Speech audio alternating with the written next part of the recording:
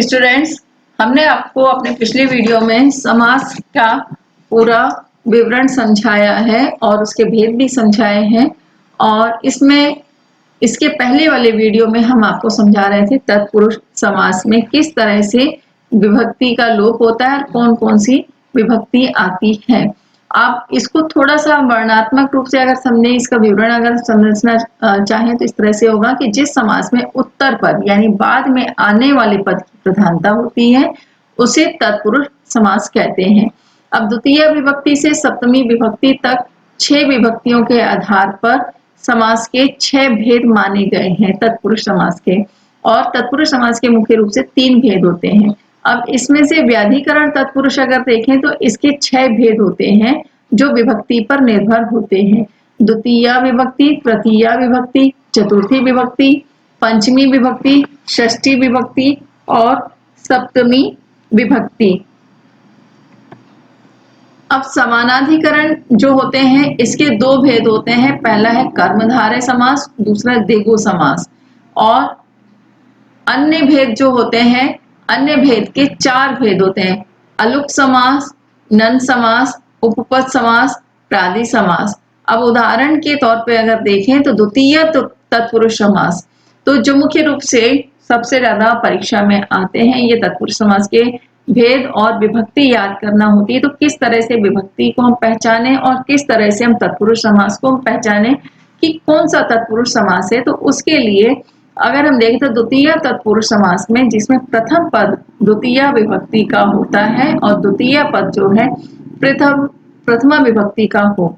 अब उदाहरण अगर हम इसमें देखें तो इस तरह से देख सकते हैं, दुखम प्राप्त है, ये हमने समास विग्रह करके आपको बताया है। द्वितीय तत्पुरुष समास में दुखम प्राप्त है, अगर सामासिक रूप में लिखेंगे तो दुख प्राप्त है। तो हिंदी में अगर आप समझने की कोशिश करें तो दुख को प्राप्त, तो यहाँ दुखम जो है म जो है यह को जो है विभक्ति का है और जो द्वितीय विभक्ति है दुखम में अंतिम शब्द जो अंतिम वर्ण जो होता है वो विभक्ति का होता है और उसका लोप हो जाता है और उत्तर पद जो है पूर्व पद के साथ मिलकर के सामासिक पद बनाता है। तो इस तरह से दुख प्राप्त। तो और दूसरा होगा सुखम प्राप्त है। अब सुखम प्राप्त में विभक्ति जो है अम जो है यहाँ इसका लोप हो जाएगा और उत्तर पद जो है पूर्व पद के साथ मिलकर के उसका महत्व बढ़ा देगा। तो यहाँ पर इस तरह से होगा सुखम प्राप्त है का सुख प्राप्त है यानी सुख को प्राप्त। फिर होगा कष्टम अति यानी कष्टम में से इसमें विभक्ति का लोप हो जाएगा, लोप यानी उसको वहां से अलग किया जाएगा और उसके बाद जो उत्तर पद है उत्तर पद इसके साथ मिला दिया जाएगा। तो कष्टातीत, तो कष्ट से निकला।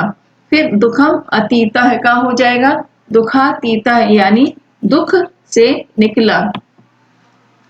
अब तृतीय तत्पुरुष अगर हम समास समझने की कोशिश करें तो इसमें पहला पद जो होता है तृतीय विभक्ति का होता है और सामासिक अवस्था में तृतीय विभक्ति का लोप हो जाता है और प्रथम पद तृतीय विभक्ति के साथ द्वितीय पद जो है प्रथमा विभक्ति का होता है। इसका अगर हम सामासिक पद देखें तो वाक कला है, लेकिन इसको हम पहले समास विग्रह करके दिखाते हैं। तो वाचा कलह यानी यहाँ पे वाक कलह, वाचा का जो हो जाएगा यहाँ पर इसका विभक्ति का लोप करके जब लिखेंगे तो वाचा जो है च तो यहाँ पर क आ जाएगा आधा और वाक कलह आ जाएगा यानी वाणी से कलह यानी बोलने से झगड़ा। फिर मदेन शून्य, तो मदेन शून्य का हो जाएगा मद शून्य और मद से रहित। वाणेन हतः यानी वाण हतः, वाण से मारा गया। सुखे युक्त, सुख युक्त यानी सुख से युक्त। इसी तरह से विद्या हीन यानी विद्याहीन यानी विद्या से हीन। फिर अग्निना दग्ध, तो इसका हो जाएगा अग्नि दग्ध यानी अग्नि से जला हुआ। तो इस तरह से तृतीय विभक्ति का यहाँ पर लोप हो रहा है। तो तृतीय विभक्ति का लोप जहां पर हो जाएगा वहां पर तृतीय तत्पुरुष समास होगा।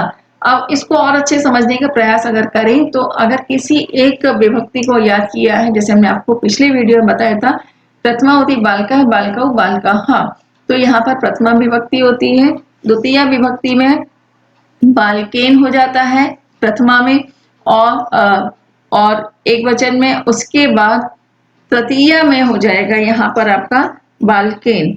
तो फिर यहाँ पर आपका हो जाएगा जिस तरह से मदेन, वाणेन, सुखेन। तो यहाँ पर जो एन जो आ रहा है तो ये तृतीया विभक्ति है और इसका यहाँ पर लोप हो जाएगा, तो यह तृतीया तत्पुरुष समास होगा।